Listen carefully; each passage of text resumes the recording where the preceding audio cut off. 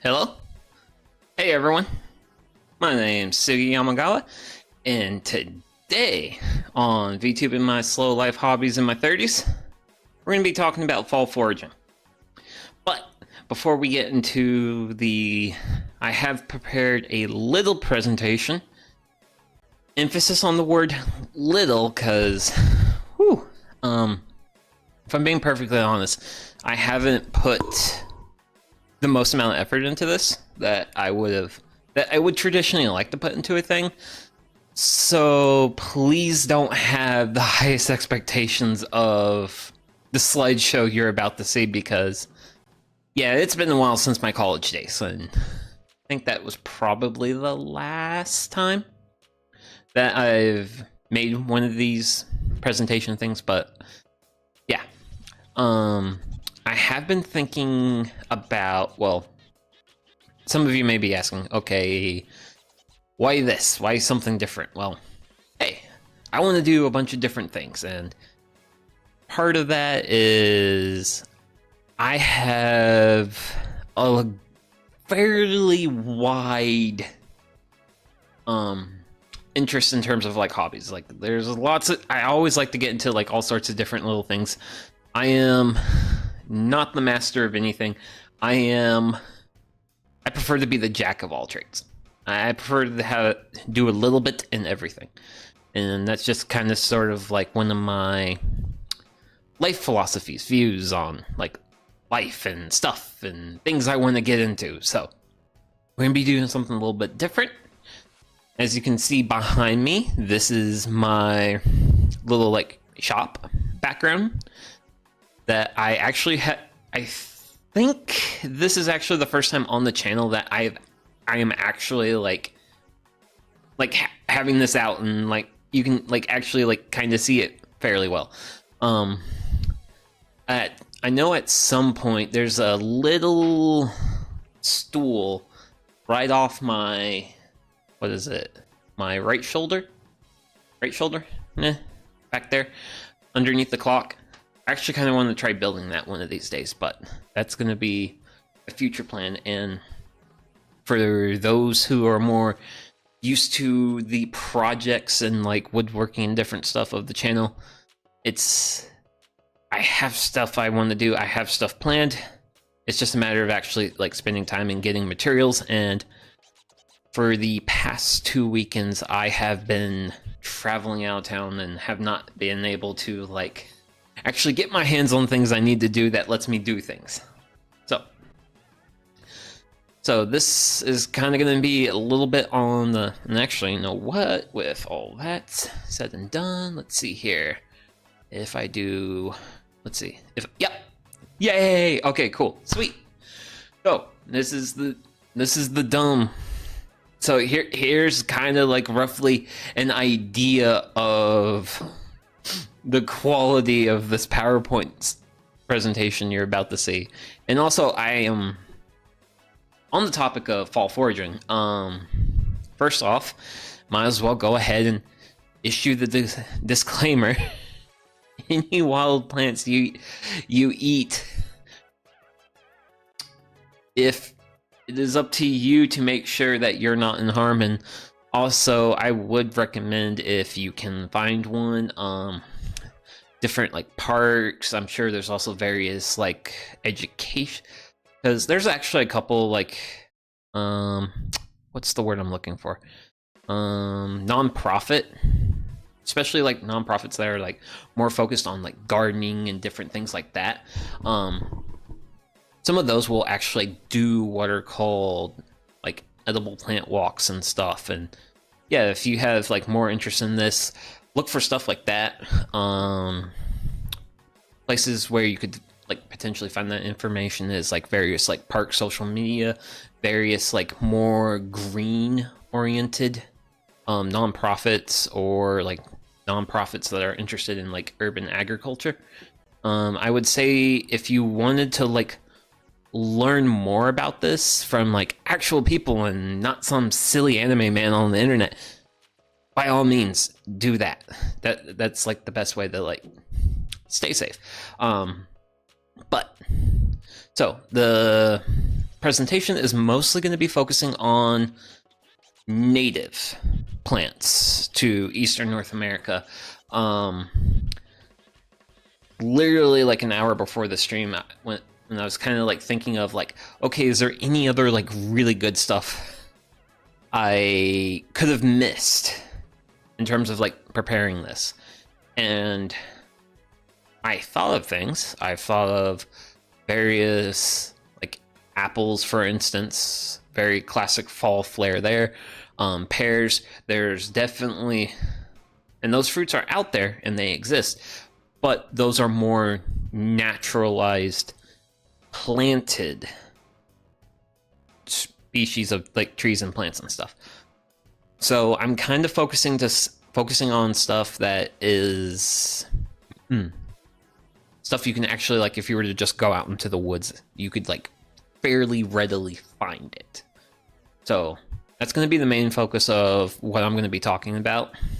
Mostly on stuff you could just like walk out to the woods and find. So that's going to be the main focus. Also, the how I sort of got this like presentation formatted is each plant I'm going to talk about is going to be cut up into 2 slides. First slide, I'm going to kind of just like introduce the plant, talk a little bit about it. Also, most of these plants are trees. Yes, most of these are trees, but actually I think the first one is not, and that is spice bush. That's actually the one, the little picture you see over there. That's spice bush. But more on that in a bit. I feel like there's like more stuff I should be covering before I get into this. This is just going to be kind of a general yap session. I'm just going to be talking about things. If anyone has any questions on anything, by all means, feel free to ask. I am all ears. I have been foraging for quite a while. Actually talking about spice bush here, like there was one time in a college botany class, I literally had picked like a small Tupperware container of the little red berries you see, and I was eating those in class. So I've been doing this for a little while. Oh, that was one of my notes relating to the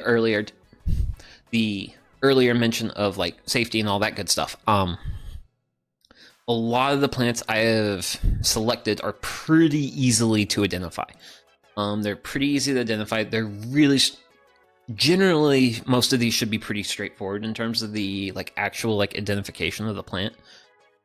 Not going to get into any definitely in this type of entertainment, I guess. I definitely want to avoid any kind of the more sketchier stuff or stuff that may potentially have lookalikes.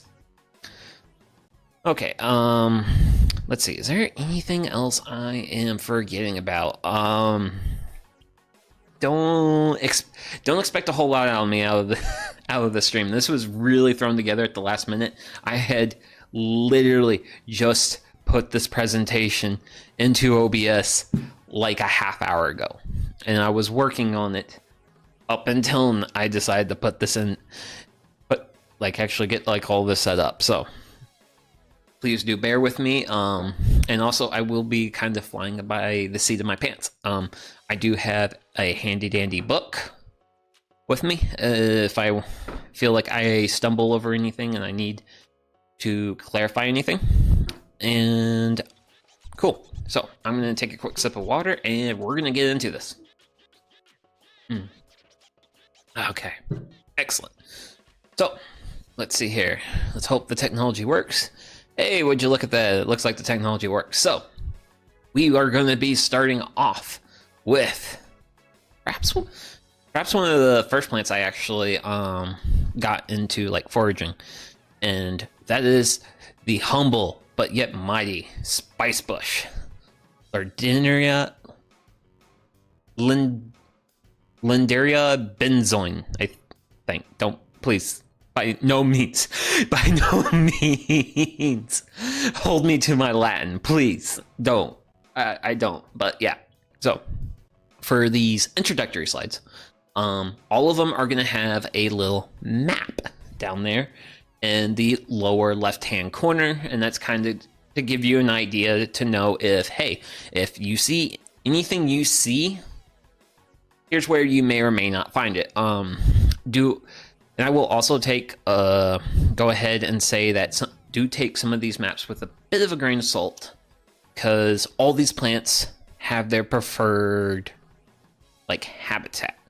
So spice bush, the plant above my head there, that its preferred habitat is it's primarily wet lowlands. So you will commonly find it around streams, wet areas, anywhere where you will have a seep is typically where you find spice bush. Spice bush is pretty easy to identify. It has what is called an entire leaf margin or smooth leaf margin. Basically what that means is there's no jagged edges to the edge of the leaf. I know that picture's probably not the best, but yeah, it's a pretty smooth leaf. I think I have another better picture in the next slide of the leaves. In terms of growth form, it is a bush. You usually see it you can find plants as small as just a few inches, wee little lads, or you can find actual like big shrubs taller than you are, and they can be absolutely just covered with these red berries. I have actually planted 4 of these plants at my homestead. One has died, but the other 3 are alive and well. One of the 3 that's remaining may not be liking the fact I planted it in some shade, but I didn't think I would, because I didn't plant it in like deep shade. It was like a part shade. Generally speaking, spice bush will be found in usually some sort of shaded condition. Usually, you don't usually find it in like full sun locations, areas that get like sunlight all day. But my other 2 spice bush plants, those are doing like absolutely wonderful and stuff. So got a shrub, got an entire leaf margin, and I think kind of talked about habitat. So let's go ahead and talk. So yeah, so down there on the lower left, you can kind of see the growth form, and usually this is what the plant looks like most of the time throughout the year. It looks like a basic shrub. That's just how it looks like. But this is a basic shrub from a kind of a particular family, and that is the laurel family. So spice bush is in the greater laurel family, and what it means to be a member of the laurel family of plants is, well, I'm not going to think about that thought I'm having right now, but sorry. But a lot of the plants in the family are very aromatic. The easiest way to differentiate spice bush from any other like plant is to take a leaf, rub it in between your fingers, use a fair bit of like friction, because you kind of want to damage the plant cells a little bit. You don't have to pull the full leaf off, or if you're going to want to like actually like take a leaf, please use a very small bit of the leaf, and you'll rub it between your fingers and give it a smell, and it should smell spicy or fragrant, and it's very distinctive. Like, and this is a thing pretty much no other like plant does. Like, this is basically Eastern North America's scratch and sniff plant. Like, you literally can just you can lightly abrase the leaf and then smell it, and then it's like really intensely aromatic, in a good way. If you would like an example of a not so pleasantly aromatic plant, we do have a invasive tree species called Tree of Heaven. No, it's not Altisma trilo. But I'm not going to give you the Latin name for Tree of Heaven. But Tree of Heaven is going to actually look very similar to a plant we have later on in this presentation, Black Walnut. It is going to have what's called a compound leaf, which is basically a leaf where the leaf connects to the stem, there's going to be a secondary leaf stem and have a whole bunch of small leaves. But basically, if you take a tree of heaven leaf and you break it off, and by all means break it off, abuse these plants, kill them. They're invasives. We don't want them around. Rub it between your fingers, give it a smell. And if it smells like rancid peanut butter, congratulations, you have a tree of heaven. But yeah, that's tree of heaven. Smells like rancid peanut butter. Plants are one of the fun things about like getting into like plants and botany and like different stuff like that is just kind of like all the neat ways in which like different smells can come out of like a smell you associate with one plant like can come out of like something that is completely different and by no means related. But yeah, so kind of talked about like the identification. Spicebush has a simple leaf, which basically it is a singular leaf with a leaf stem, then it's attached to actual stem tissue. So this is fall foraging. This is the time of the year where it will be like how you see up above my head there. Those little like red berries. Those are drupes. And so kind of a thing about them. You might be tempted to pop that whole thing and bite down on it.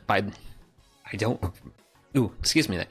I don't recommend that simply due to the fact that most of that like seemingly red berry, yeah, most of that is a seed. The part that we as foragers would be interested in is the outer skin that surrounds that seed. That skin has a pretty good like kind of a spicy flavor to it, but it's not like pepper spicy. It's like seasoned spicy or something. Can be kind of I actually really I haven't had any spicebush this year, I don't think. Might have had a couple berries here and there. Well, drupes. As a botanist, I probably should be a little bit more on myself about that. But no matter. So, but yeah. Most of that red that you see there, that looks delicious, well, hate to break it to you, but that's mostly seed. And it's a singular seed. It's a singular large seed. If you were interested, so kind of like a historical use of spicebush, and kind of the reason why we call it spicebush is the seeds would be collected, well, the fruit that you see up there would be collected, and you would basically remove the seed from like the shell of the fruit. You'll dry the fruit out, and then the dried remnants of the fruit would be used for seasoning. It was actually used as like a substitute for allspice. So, hey, you're in the woods and you want to season something, spicebush has got your back. So, that's kind of the general rundown on spicebush. I don't think any other parts of the plant have any significant edible value to them. I know I actually have eaten the leaves a couple of times, and it's just like, this tastes like a leaf, but with maybe a little bit more flavor. But I don't recommend that. The little red drupes are definitely where it's at. So that is spicebush. So we're gonna stay in the Lauraceae family, and we're gonna meet North America's second member of this family, and that is the great, the mighty, and I have talked about this tree before, and that is the sassafras tree. And you might be wondering, okay, why is this like anime man on the internet like so gung-ho about sassafras? 1, sassafras is just a very fun word to say. 2, as you can see by our little like map here, it grows pretty much everywhere. Sassafras's general preferred growth habit is generally what's called disturbed habitats, disturbed areas, like areas where like maybe a fire recently went through, or there's like an old farmer's field that's being retaken by like the woodlands. generally speaking, that's the type. Those are the kind of sort of the types of areas you will see sassafras. Also, woodland edges is another good example. So that's kind of where, if you're like out and about in the woods or like in the natures, that's usually where you'll see it. It's usually like an edge habitat tree. And as you can see, like behind me in the full, like big picture, sassafras is also not a super big tree. It's actually kind of a bit on the smaller side. So kind of definitely more of a smaller mid-sized tree. And another thing particular about the sassafras is, you kind of look at the base right here in this photo behind me, you can see that there's a whole lot of stems there. Well, the reason why there's so many of those stems there is that sassafras is also what's known as a very clonal tree. What are we talking about clonal? Basically what it means is you'll have one tree, and then that tree will basically be like, hey, I'm going to send a root like 3 feet out in this direction, and I'm going to pop up another tree. And then I'm going to send a root like 3 feet in this like other direction, and I'm going to pop up another tree. That's clonal. That's a clonal habit. There's certainly quite a few tree species. There's a couple of tree species. It's usually found in a lot of like shrub species, like sumac, for instance. Sumacs is very clonal, and if you decide to plant some in your yard and you happen to live in its habitat, well, an area where it usually grows, you'll have a lot of it.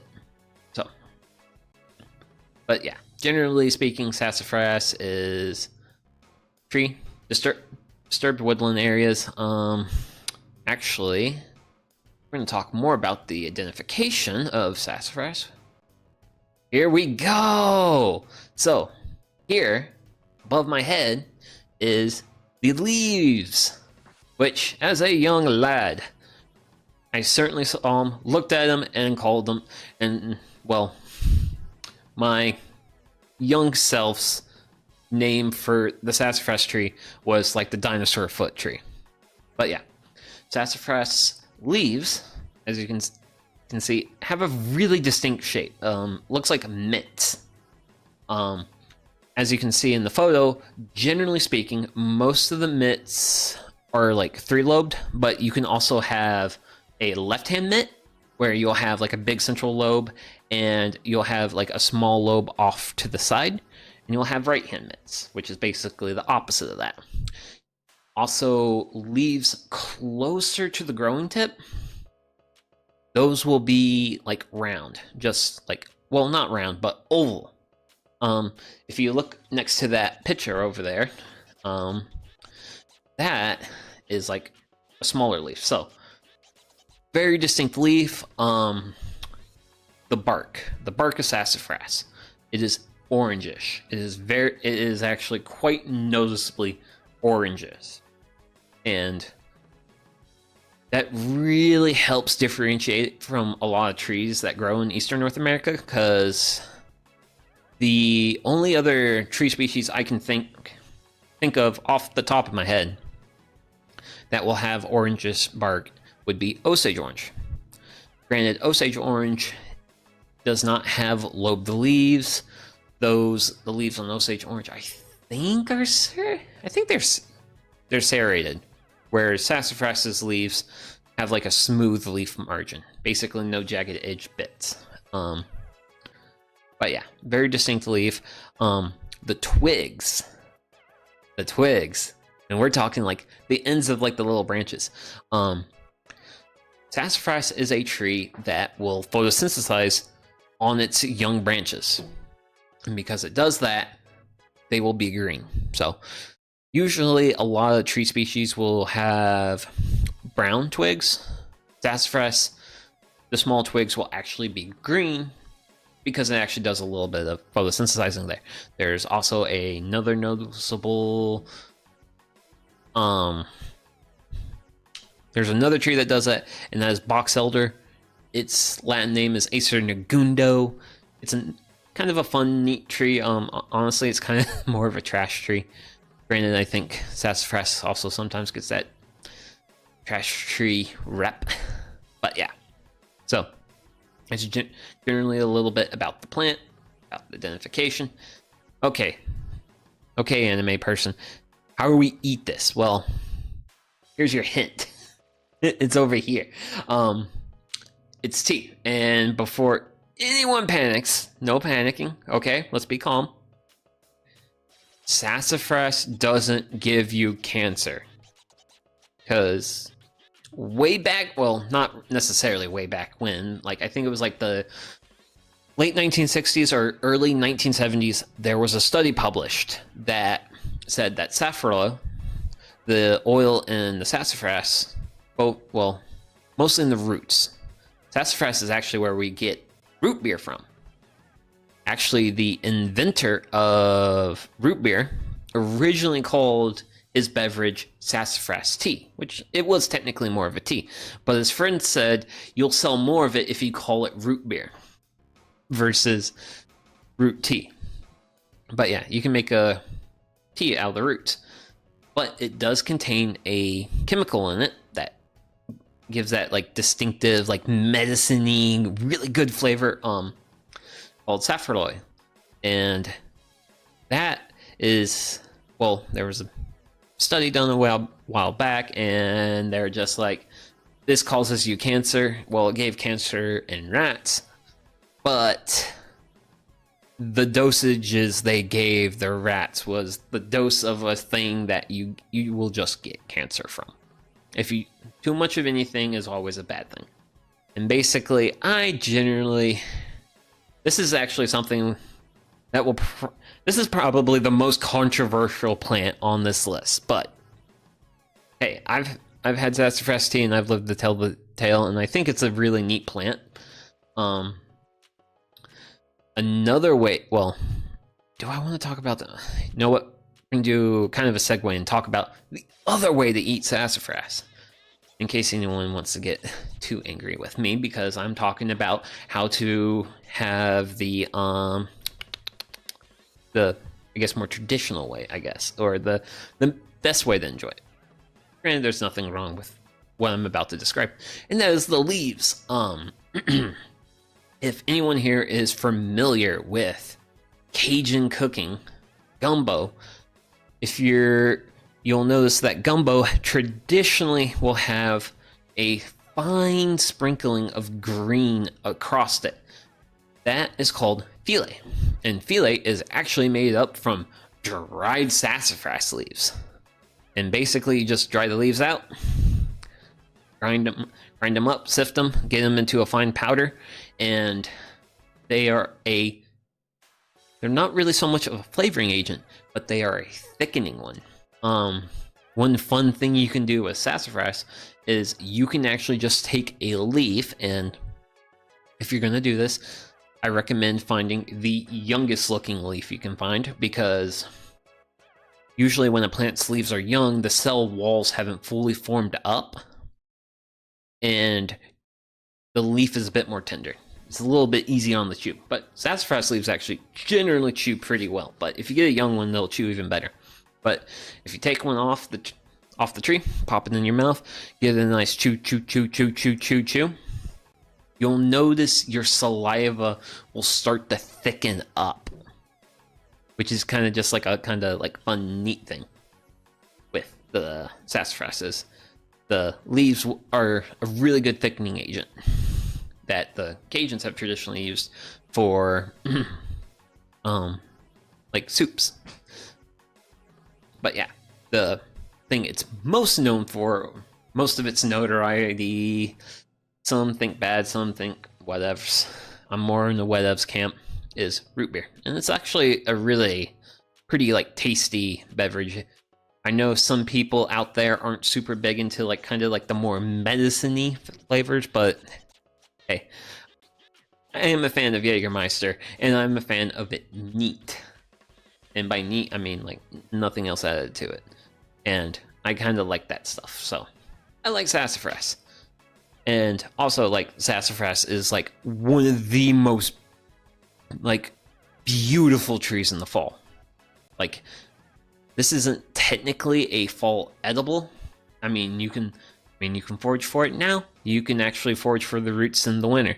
It is a very year-round friendly tree for like foraging and stuff, but it's really pretty in the fall, and I really wanted to include it on this. And I wanted to include it in this presentation. Okay, so let's move on to the next one, and I'm also going to grab some water because I'm yapping. Ah. Okay. So we are going to be talking about. So I'm going to be a little bit confusing, and this is kind of one of the things that slipped through the cracks, if you will, in this presentation. The chestnut I've got referenced in the information section here is Castaneta dentata. This is the American chestnut. This is the native one here to the US, and over there to my left is the range map, primarily centered around the Appalachian regions of the eastern US, basically like those areas. However, though, the photo behind me is a picture of Castaneta, what is it, melanoses? I think it's like melanoses or something. It's the Chinese version of chestnut.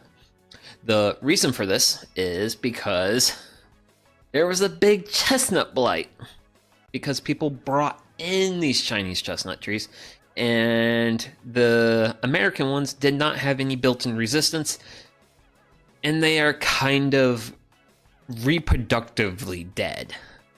And that may sound really strange, but basically the way this fungus would attack chestnut trees is it would basically get into the tree and it would kill it all the way down the stem, but would not finish the tree off at the root system. Why? I don't know. I'm a guy who eats plants that grow in the woods. I don't know that. However, though, because the roots would remain alive, the tree can resprout from the root system, which chestnuts do. Chestnuts do a lot, and it will resprout from the root system and send up a new tree. Well, eventually, by the time that tree gets just big enough to start making some chestnuts, which you see over my head here, the fungus gets to it and it dies. So, unfortunately, it is a great tree species that we've lost to, well, we've lost to globalization. But I'm not going to talk about globalization because that I don't even want to think about doing a presentation on that. There'd be so many tangents and weird stuff. So let's continue to talk about chestnuts. And I'm just going to talk about chestnuts as chestnuts. Not going to be worried too much about whether or not it's American or the Chinese versions, which generally speaking, what you see around is the Chinese chestnut. That's the one that's actually able to get to full size and actually bear chestnuts, which you see up there.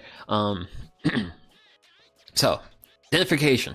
Identification is really, really, really easy with chestnuts because thanks to that green spiky ball you see up there. There is kind of a look-alike, and that would be buckeyes. Buckeyes are a tree, similar in size.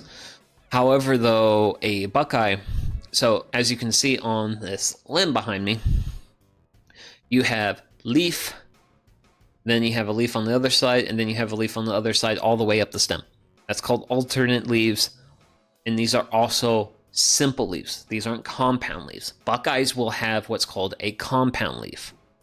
And I think buckeyes have what's called a whorled leaf arrangement, which whorled leaf arrangement is where you basically have an area on the stem and you'll have a whole bunch of leaf stems like basically like pop off from that point, then go a little way up the stem, and then there's like another section where they all pop off again.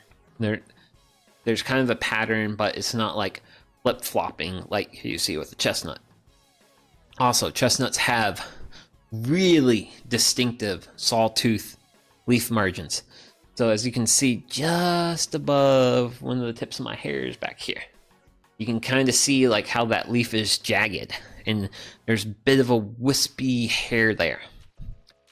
That sawtooth leaf margin is definitely a very good identifying characteristic. Also, with the Buckeyes, a Buckeye fruit capsule thing, it's gonna look smooth, but you'll see like spikes all around it. Whereas with the chestnut, you just see a ball of spikes. So identification's pretty easy, pretty straightforward here. So, and to help with identification, I go to my next slide. So above my hair there, this is like the clincher. Granted, in fall, chestnuts don't look like this, but when chestnuts look like this is also the easiest time to find chestnuts. So these are actually the chestnut flowers. I kind of got a close up above me, and then over to my left, I have like an actual like, here's what the actual like chestnut tree looks like flowering. And as you can see, it is very, very distinctive. And this tree does this, at least in Eastern North America, usually mid to late June is usually when it comes out in flowers like this. And that's usually the time of year you want to like spend looking for chestnut trees. You don't want to be looking for chestnut trees now. Granted, everywhere where you see those like white flowers, there'll be like green spiky balls full of delicious chestnut. So still pretty easy to find, but honestly, the chestnut is its most showy when it's like out in full flower, like you see here. So it's kind of a little bit about the identification. Since we are also, so this is kind of like one of those weird ones where we're primarily talking about planted trees. We're not really talking about like you could just go out in the woods and find this. Most of the time you're going to find chestnuts, you're going to find them in like planted locations where humans have stuck them there. Now granted, that could be somewhere out in the middle of nowhere, but a human stuck that there. Probably. There have been reports, I know, especially in like kind of like the fringes of the range of the species, where you will find actual like big American chestnuts just doing their thing regardless of whatever dumb fungus from the other side of the world thinks it can do. And hell yeah to that. But it's pretty, I don't know what I was doing with that train of thought, really. But yeah, chestnuts are definitely a pretty top fall edible. You do, when you're handling the burrs, those spiky bits, which I actually will go back to the previous slide since this is a little bit better, the visual. Definitely wear a good pair of gloves when handling these, and like a good pair of like leather gloves. Another good, I've also used welder's gloves. Welder's gloves are great for handling the chestnut capsules, spikies, burrs. That's the word. That's the bird. Not bird. We're not gonna go down that bit hole. Burrs. B-U-R-S. The chestnut burr. Do exercise all due caution because those do hurt. I actually do have like one laying around in the basement, but I actually don't have my webcam set up for this. It's actually kind of weird. This is actually the first stream I've done where I'm not using a webcam. But yeah. How to eat chestnuts. You roast your chestnuts, you know the Christmas song, roasting over an open fire? Yeah. But there is a very important note I have to make about the chestnut, and that is you want to be really careful. You have to take like a knife. You can use a knife. There's also like dedicated tools for it. But what you want to do is you basically want to nick the seed coat. You want to create like a tiny little scratch. on. Well, not necessarily a tiny little scratch, but you want to make a cut on it, because if you try to roast chestnuts without doing that, the water inside the nut, as it starts to boil, it's basically trapped in that shell, and it has nowhere to go, and it will pop with a vengeance. You don't want that. That is an unideal circumstance. So, for whenever you're roasting your chestnuts, always make sure that you kind of just nick that seed coat a little bit. You can, some people will put a like a cross on, well, an X. Yeah, X is a better word there. Put like an X on like the flat part. You can kind of see how, because usually you'll find 2 chestnuts in one burr, or you'll find 3 in one burr. And the 2 on the sides, those will have a flat spot. And that's actually a really great spot to like make your like little X before you roast them. And then you literally just cook them until like the nut meat shrivels a little bit, and you kind of singe it a little, and it's cooked through. And if you would like to have an example of that done, this Saturday, during Saturday's campfire cooking stream, I will actually be roasting chestnuts that day. So, something to look forward to. And if you want a little bit more of like, hey, this is how you do the thing, we'll be doing that thing then. Goodness gracious. I feel like today is just going to be me all talking. Because, yeah, I'm definitely very thirsty. Okay. Calm down, buddy. Calm down. So, everyone. Chestnuts. They are pretty... So, chestnuts. Spice bush. And last but not least, persimmons. This is basically my personal holy trinity of it's fall. There's stuff to eat in the woods. Let's get excited. Which, Diospyros, well, yeah, Diospyros virginiani. Diospyros actually means fruit of the gods. Persimmons are amazing. They are wonderful. If you have someone in your life that you don't like, give them an unripe persimmon and ruin their day. You might be like, hey, Sugi, why are you talking about ruining someone's day about a fruit that you like a lot? Because the fruit of the persimmon is exceedingly what is it? Tart? Yeah, tart. We'll go with tart. It is very dry. It will just dry your mouth out if you try to eat it when it's not ripe.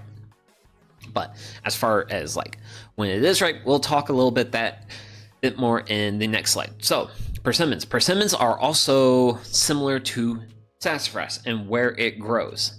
You might be looking at my map and seeing that persimmons are primarily focused on the south, where sassafras was kind of more centrally distributed.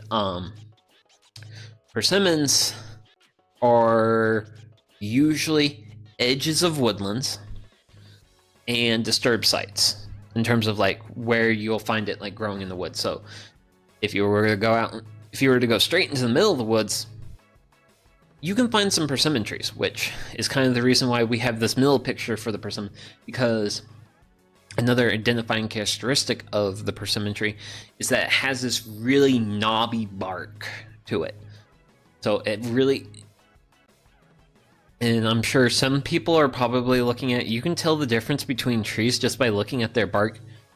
If you spend enough time in the botany hellhole, yes, you can. It's actually not really that hard of a thing to do. But that's just if you seep yourself in this. But yes, you're generally speaking, edges of woodlands, out in the open fields. Persimmon really likes to colonize those areas. It produces lots of these wonderful little orange fruits, and those are... Mammals love the persimmon. The deer love the persimmon. The raccoons love the persimmon. The opossums, they love the persimmon. I love the persimmon. I hope you do too. But yeah, mammals like persimmons, and they like to spread them. So persimmon's really good at getting into like open fields. So say you have a grassy field, and that grassy field gets enough water to support tree populations. Well, if it's anywhere in this area, the green here on the left, guess what? You can probably find some small persimmon trees. If you want to find mommy and daddy persimmon, you want to check the perimeter of that field. Also kind of similar to sassafras, that persimmons have what's called a smooth leaf margin. So basically there's going to be no jagged edges around the leaves, and yeah, believe it or not, there is a gratuitous amount of words to describe leaf margins and stuff. And I used to know this a lot better, but it's been a long time since college biology. Well, no, I took college botany, where I had to learn all that, and that was a real fun time. It was fun, but challenging. So, for the persimmon, so that's kind of like a little bit of the tree, the identification, where you can find it, and we're going to kind of talk about a little bit more about the tree. So, here in the left, you can kind of see the growth habit of the tree. Pretty much nothing too particularly noticeable. Also, persimmons are a tree that I treasure enough to have also planted at my homestead. So I actually have spice bush, chestnuts, and persimmons. I've got all of them. I've got 3 spice bushes, 3 chestnuts, and just 2 persimmons. But I am also kind of like maxing out the amount of room I have for trees, because I like trees a lot. But yeah, let's get a little bit more into the fruit. So we talked about the astringency of the fruit.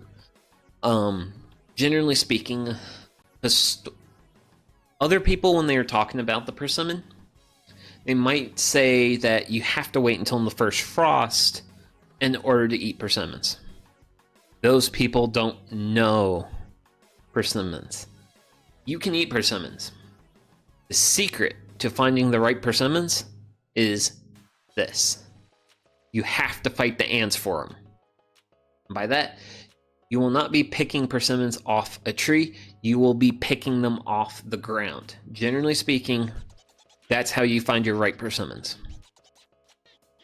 And another way to tell if you have a right persimmon or not is if it has like a reasonably bright orange color to it. It's a little bit muted. Like the persimmons you see above my head, those look like fully ripe persimmons to me. But as always, you will want to pick them off the ground. Why would you want to pick? And also, they don't look pretty when they fall, because persimmons are a very soft fruit. They don't have a lot of structure to them. Kind of one of the reasons, some of the various reasons why some of these plants that you see me talking about aren't found in your local supermarket is due to various reasons. Like chestnuts, there's been a big blight, and they're just gone. Trees are just gone. In the case of persimmons, the fruit is near literally untransportable and spoils. I think it spoils pretty easily because ripe persimmons are the sweetest thing that just natively grows in Eastern North America. Is as far as like the flavor of the fruit, like it's sweet. It's I want to say it's like a kind of more like I guess a pear flavor, kinda. It's definitely one of those fruits that tastes like a couple of different fruits. Also, coincidentally, persimmon fruit is very high in iron and vitamin C. So, just a little bit of a factoid about that. And also, persimmons have seeds, fairly large seeds.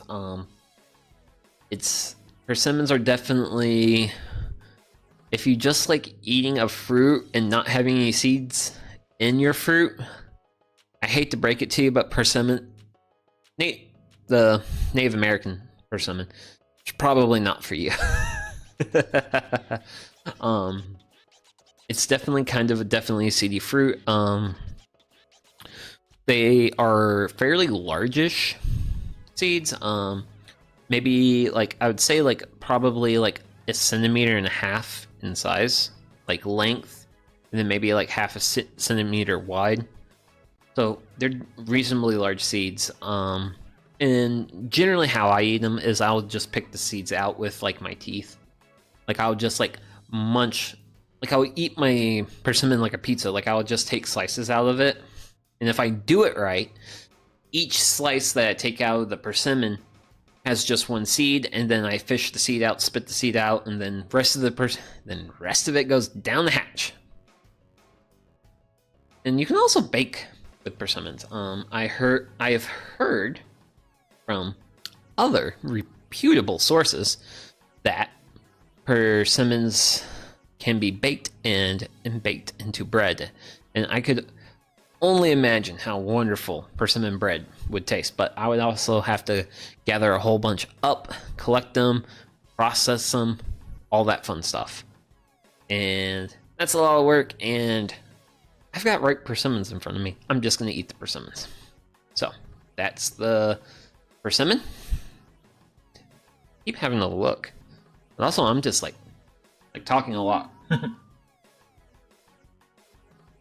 Sorry, but I think this is like the most consistent I've been like in, like just constant yapping, because I am definitely very much I am a fan of trees. I like foraging for food in the wild just because it's a fun, weird thing to do. And now I get to just yap about it as, well, a VTuber. Okay, so we're going to be talking about pawpaw. So, I've mentioned my Holy Trinity. Pawpaw is in a lot of other Holy Trinities as far as like native fruits. For pawpaw, fun fact, has the largest berry in Eastern North America.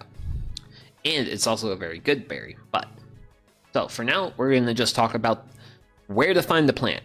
Well, where you can find this? In all the green areas over there. That's where you can find it. But, generally speaking, pawpaw in the woods, in nature. Generally, you will find it on wetter sites. So you'll find it like around creeks, stream beds. You can also find it on the north side of slopes, areas that generally stay a little bit wetter. Granted, your largest pawpaw trees, you will generally find those closer to the streams, or even like river valleys, river bed areas, like areas along creeks. Well, not necessarily next to the creek, but like in like a valley type situation where there's like deep, rich soil and lots of water. That's what pawpaw likes. Pawpaw can also tolerate a fair amount of shade. It can grow in shady positions, or it can grow in full sun, sort of like the one you see pictured behind me. But the reason why I have the one pictured behind me is so that way you can tell one of the more characteristics of its growth habit. It's very triangular. So if you kind of see it looks like a triangle, that is a very distinctive feature of the pawpaw tree, especially when you have it growing in what's called an open setting. Like there's nothing around it, and it's just soaking up all that sun. Usually out in the woods, you'll find a bit more of a scraggly version of itself. Pawpaw also has really large leaves. Generally speaking, if you're like hiking or out in the woods and stuff, and you see a small, low-growing plant, and it kind of has these like long, oblong leaves, and it kind of looks almost tropical, ? Well, yeah, you probably have a pawpaw, because pawpaws are also the northernmost representative of the custard apple family, which historically is a species, well, a larger family of trees that is usually more it's more native to like tropical areas, but pawpaw is able to break out into these northern lands that actually experience frost. And I'm thankful for that. Some people might be wondering, well, Sugi, you grow all these other trees. Why not this one? Well, I think pawpaws are probably a little bit too slow growing even for me. So we talked about where you can find it, what the tree looks like. But here's the fruit. Behold that wonderful bundle of fruit. Pawpaws are definitely one of the best things that grows in the woods. And that's actually probably going to be the hardest thing to, if you're like out in like Eastern North America foraging for like these various like foods and stuff. Pawpaw is a hard to find one, and it also has a reasonably short season.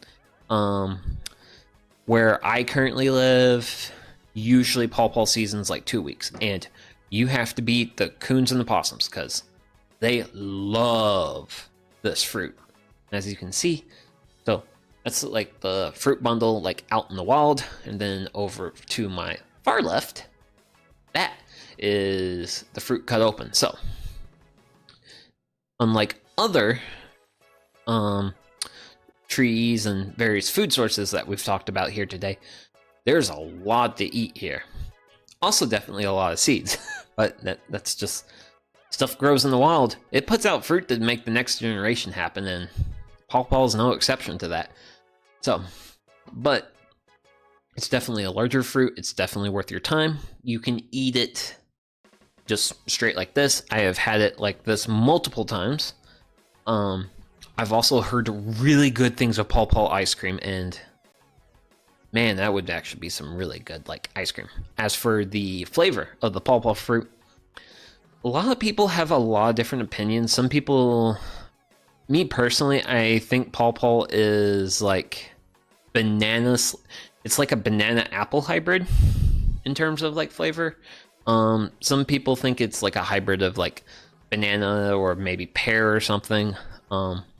It's definitely distinctive, but also probably reminiscent of stuff you've already had. And then to help further the identification of the tree, I have an example of the flower. And pawpaw actually has so pawpaw is a little particular in terms of its growth and, more importantly, how it does its reproduction. A lot of things are either bee or wind pollinated, generally speaking. I'm trying to think here. I think sassafras is probably sassafras, spicebush, Lawraceae members. Those are going to be pollinated by bees, butterflies, various insects like that. Trying to think here. Trying to think about past plants. Persimmon's wind pollinated, I believe. But pawpaw is fly pollinated. So whenever you see like brownish or reddish flowers out in the woods, nature, various areas like that, generally speaking, they are called what's called a carrion. Carrion. Basically, the flowers try to mimic the smell of rotting corpses. Some people who actually keep groves of pawpaws on their land, if it's flowering time and there's any roadkill nearby, they will actually take that roadkill and throw it into the grove of trees just to attract more flies, so that way these flowers can get pollinated and therefore bear fruit. So, yeah, fun little fact about pawpaw, but it's a very distinctive flower though. Six-petaled flower? Yeah, six-petaled flower. So yeah, six-petaled reddish, brownish flower, really delicious fruit. Really small window. If you find the pawpaw tree and you actually find a pawpaw bundle like you see up above my head there, if you want to gather some, you literally do this tropical style. You walk up the tree and you just give it a good shake, and if a pawpaw falls, chances are it's right. So, let's see. And I think that's pretty much all I really have to say about pawpaw. Just a quick aside, I do know enough Latin. Triloba is three-lobed, and kind of look at the flower, there, boom, bada bang. That's why it's got its species name. Okay. But yeah, pawpaw is definitely considered one of the more desirable of our native plants. And also North America's largest berry. So that's enough about that. Let's move on to the next one. Ooh, pecan. Okay. So we're gonna move away from fruity stuff and get a little bit nutty. And who knows, maybe one of these days I might also move away from puns, but that's probably never gonna happen because, well, guess what? I'm into botany. Botanists, people who are in the botany a lot, be warned, all of us love puns and love them dearly.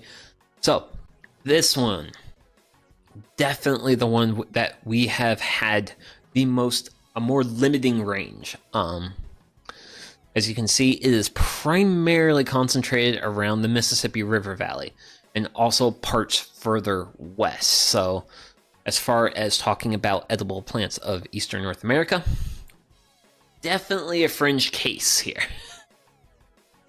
But pecan is also pretty widely grown. Actually, believe it or not, there's a lot of places, well, there's actually a lot of commercial pecan farms in the state of Georgia. And if you look back to this little map here, and you can find the Georgia on the map, which I know you're all smart and you know where the Georgia is on the map. Yeah. Georgia is not in the native range of the pecan, but they do grow a lot of pecans down there. And pecan's kind of like an example of a native plant that produces, well, actually produces a commercially available. This is actually one of the few plants that was just native here, doing its thing, and hey, we can commercialize the farming of this thing. And apparently enough people think it's good. I'm not, aside from like chestnuts, I'm actually not really a big nut guy, so I haven't had like pecan pie or anything like that.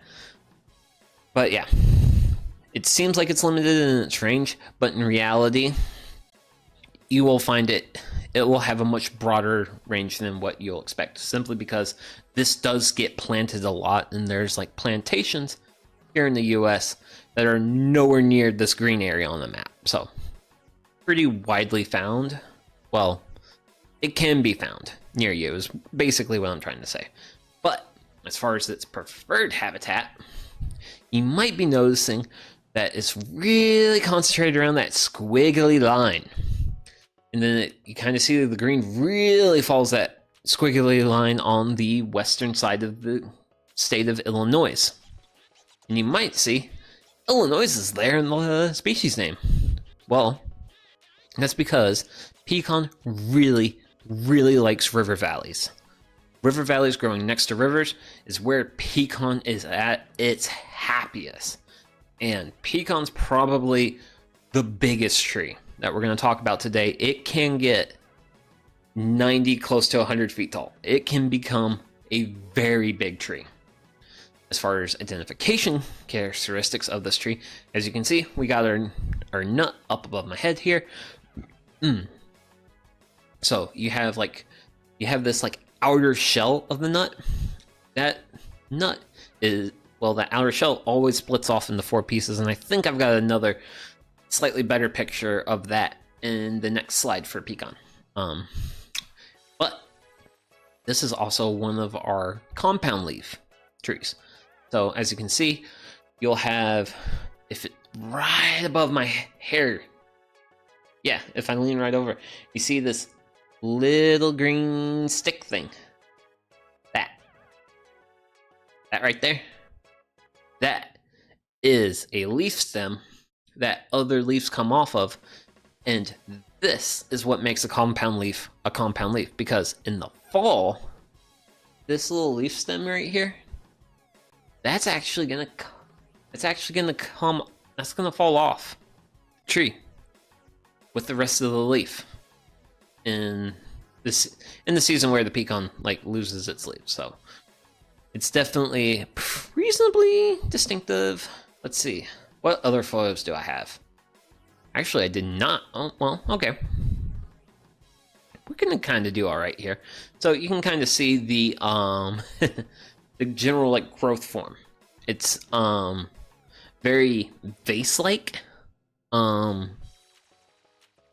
Yeah, but yeah, I think I genuinely think like these like oblong nuts are probably the most distinctive characteristic of pecan, and probably the easiest thing to help with like identification, and also the part you want to enjoy.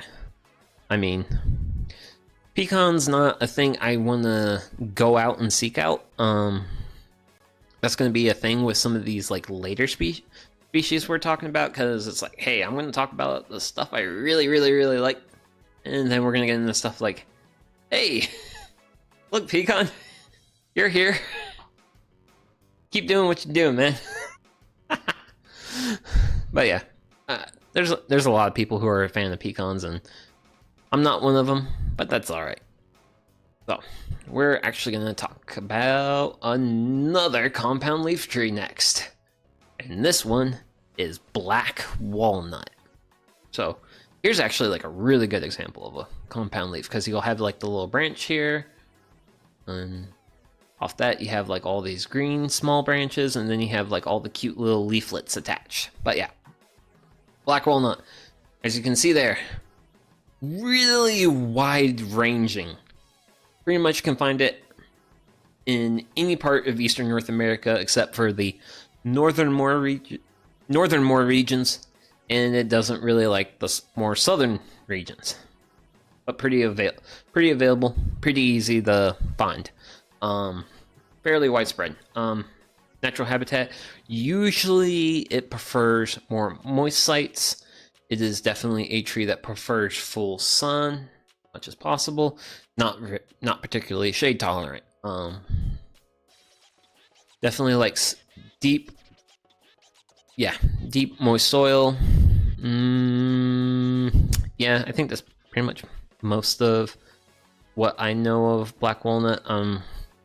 Black walnut is also, like pecan, a little bit more out of my base knowledge range, because I don't really like do a lot with the black walnut. I'm not the greatest walnut enthusiast, I'm sorry. Granted, if you see the little two balls right next to the side of my head, those are the fruit capsules, and they have a fairly distinctive like smell, if you will. Not really sure how to describe it, but personally I find it to be a very pleasant smell. So those are some of the identifying characteristics of black walnut. And then over here I have probably one of my what's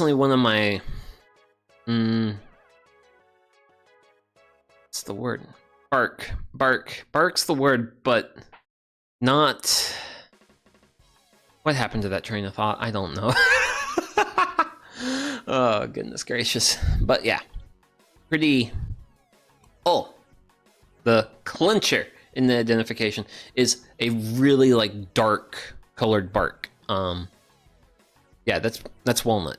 And it's pretty distinctive with the compound leaves and the very noticeable fruits. And also here's kind of like I've got a little breakdown here of the husk, and then so you got like the husk in like various states of like decay, and and then it breaks down to the inner like nut, and then inside the nut you crack it open, and then there's the kernel. And the kernel's the part that people care about. But if you're gathering walnuts and you're actually breaking open the husks, wear gloves. The husk has an oil that's very staining. It is very, very staining on your hands. And it's not like bad from like a health perspective, it's just your hands will be brown for a long time if you handle black walnut husks aggressively. Well, not necessarily aggressively, but just like you do it a whole lot, like trying to get yourself a reasonable amount of kernels. I think one of the biggest reasons why I'm not the biggest fan of nuts is like you gotta do a lot of work. You gotta get the husk off, and then you gotta break the nut open, and then you get a little piece of deliciousness. Whereas like the chestnuts, you can just nearly, well, when you roast chestnuts over an open fire, you actually make the shell so brittle it basically can break apart fairly easily. So it's pretty, once you get past the spiky bit with a chestnut, it's pretty easy to get to. But yeah.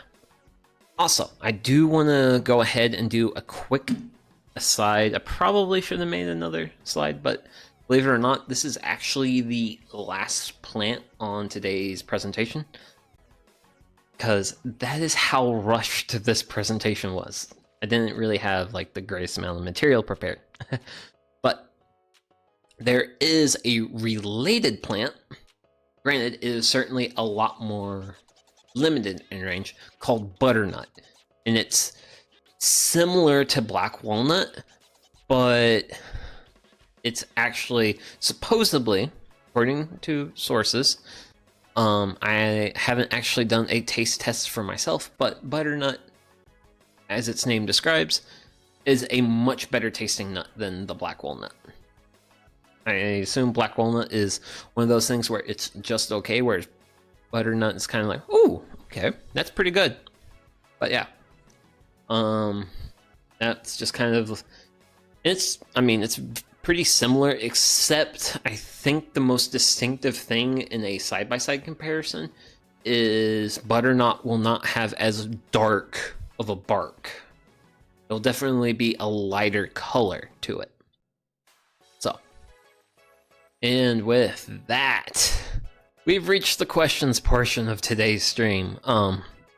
Once again, sorry that I couldn't do more with this.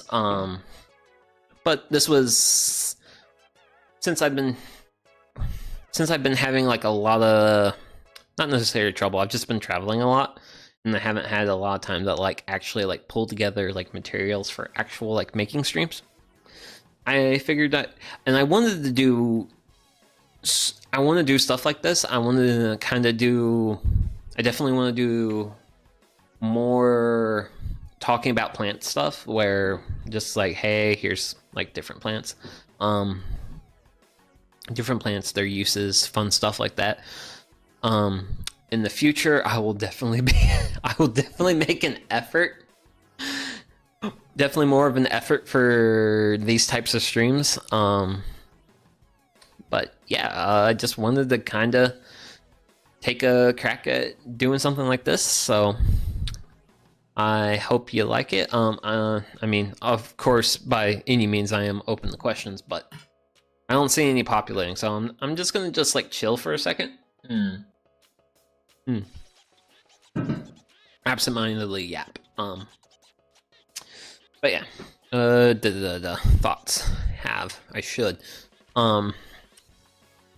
Well, hey, might as well shamelessly plug the next stream. So next Saturday, which let me pull up the calendar thing. Hi calendar thing.